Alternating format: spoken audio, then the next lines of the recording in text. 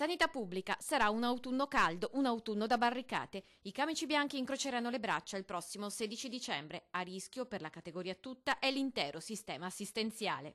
Qui stiamo scioperando perché stanno smantellando il Servizio Sanitario Nazionale. Anche il presidente della regione Luca Zaia, dopo l'incontro tra governo e regioni, non depone l'ascia di guerra. Ci sono regioni che continuano a sprecare ed il governo non ha il coraggio di applicare i costi standard. Qualcuno dovrebbe spiegarmi perché in Veneto un pasto in ospedale costa 6,5 euro, in giro per l'Italia arriva a costare fino a 60-80 euro. Per il presidente, per l'ennesima volta, vengono premiate le cicale e non le formiche. Ammontano a 2,3 miliardi i tagli al fondo sanitario di quest'anno e saranno 15 miliardi del biennio 2017-2019. Il rischio è che si creino buchi insanabili anche nei bilanci delle regioni virtuose. La popolazione si troverà sempre più in sofferenza.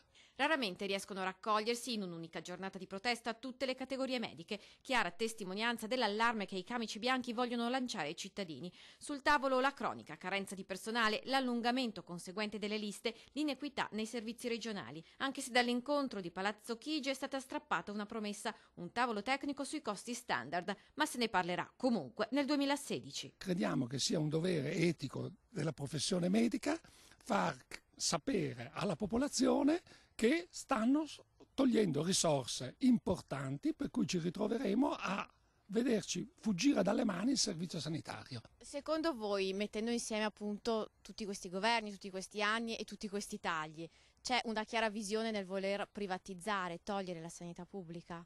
Io non sono in grado di dire questo, però il sospetto viene.